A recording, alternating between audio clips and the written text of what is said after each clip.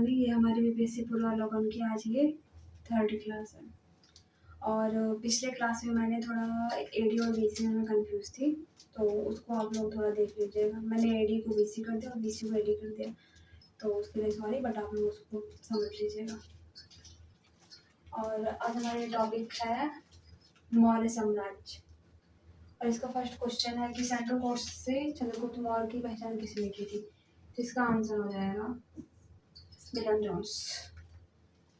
भारत में पहले साम्राज्य की स्थापना किस शासक के द्वारा की गई थी। इसका आंसर हो जाएगा चंद्रगुप्त मौर्य। नेक्स्ट है निम्नलिखित में से किस मौर्य राजा ने दक्कन की विजय प्राप्त करी थी। इसका आंसर हो जाएगा चंद्रगुप्त।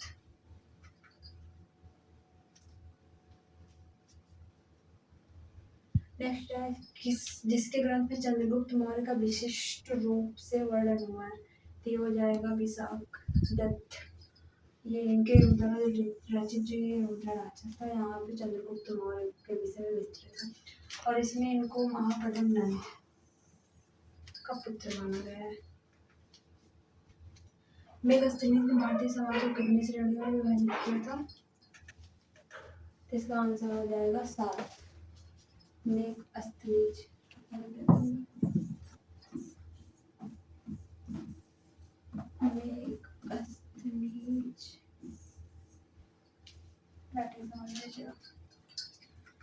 नेक्स्ट है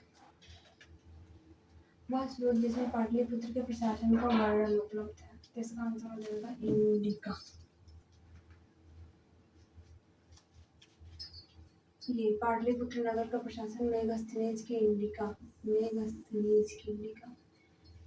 इसमें 5 सदस्यों वाली 6 समितियां बताइए हम लोग।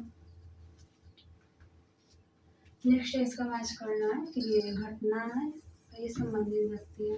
तो जो चोल गंगम जो झील है ये रिलेटेड है राजेंद्र प्रथम से। धर्म महामंत्र की नियुक्ति ये है अशोक से। प्रयाग सभा हर्षवर्धन, और सुदर्शन झील चंद्रगुप्त मौर्य।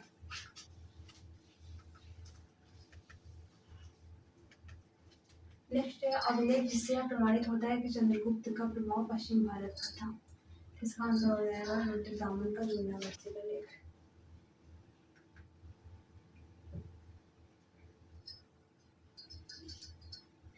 किस अभिलेख में कलिंग विजय का वर्णन है।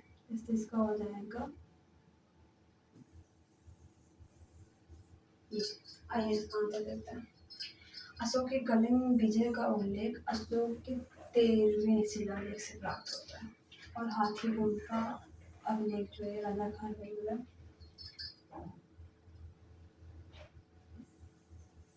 इसमें 2 बताया गया है, एक हाथीकुंड का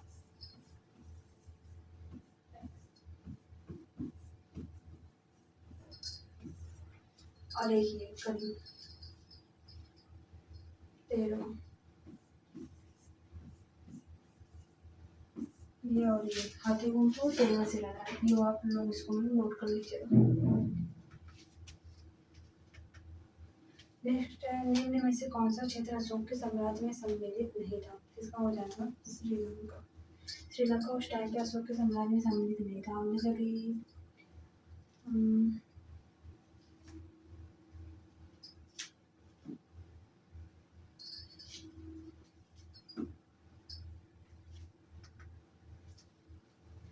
केवल वह स्थान जिसमें अशोक ने स्वयं को मगध का सम्राट बताया था। इसका हो जाएगा डी।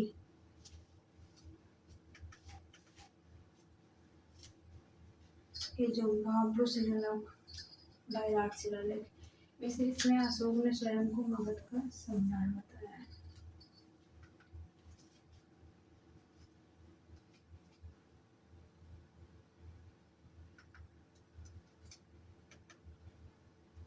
पंद्रह नंबर है कि अपने शिलालेखों में अशोक सामान्यतः किस नाम से जाने जाते थे। इसका आंसर है प्रियदर्शी नाम से।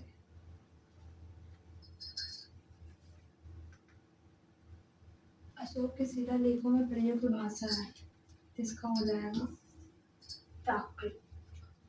इसको आप लोग नोट कर लीजिएगा। इसमें मैक्सिमम सारे लोग कंफ्यूज रहते हैं कि सिर्फ पाली भाषा कर देते हैं, तो यहाँ आप लोग नोट कर लीजिएगा कि इनकी शिलालेखों में जो प्रयुक्त भाषा है ये प्राकृत है।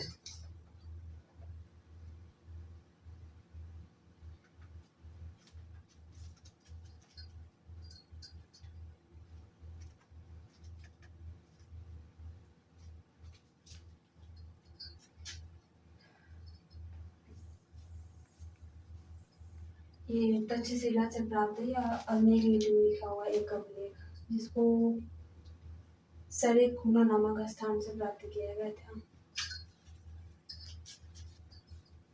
ये द्विभाषा में प्राप्त किया है, जैसे कि यूनानी और सीरियाई भाषा में।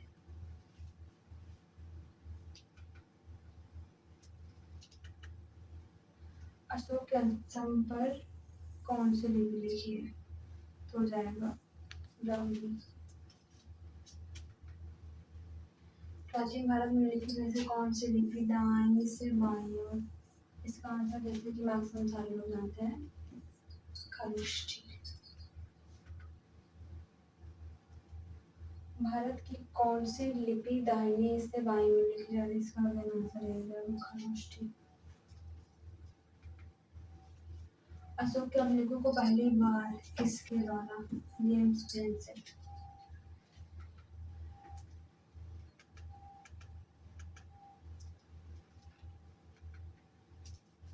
नेक्स्ट है, पाटलिपुत्र को किस शासक ने सर्वथा अपनी राजधानी बनाई?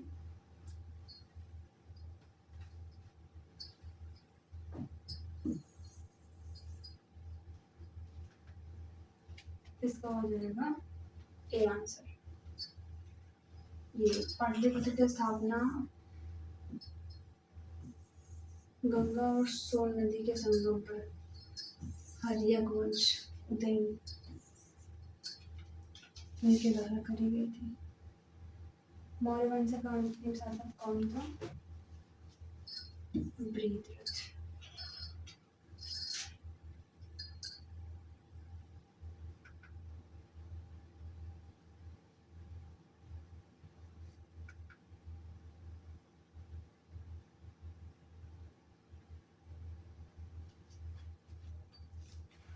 मौर्य काल में शिक्षा का सर्वाधिक प्रसिद्ध केंद्र तक्षशिला।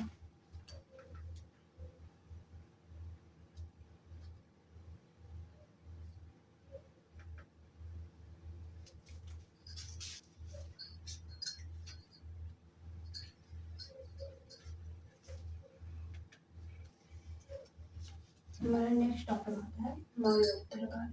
इसका फर्स्ट क्वेश्चन है कि राजवंशों का सही कालक्रम बताना है।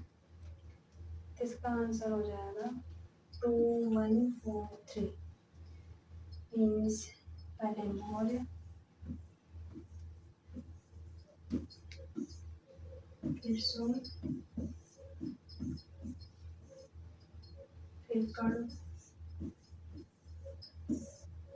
और उसके बाद कुशवाहा।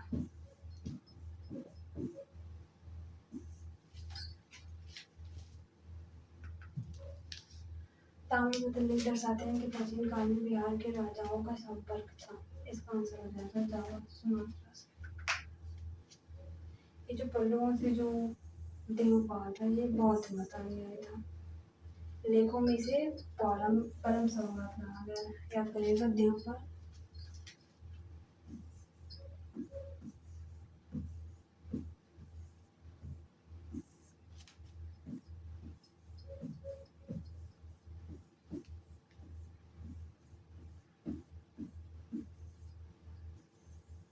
परम सौगात, ये टॉपिक आप लोग पॉइंट नोट कर लीजिएगा।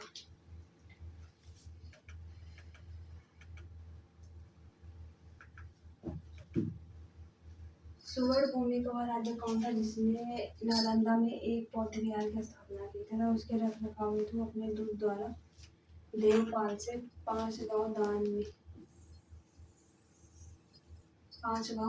में देने के लिए सुवर्ण भूमि भरा था।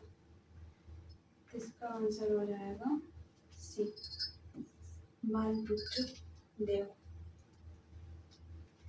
नेक्स्ट है, देखिए इसको मैच करना है। तो इसका हो जाएगा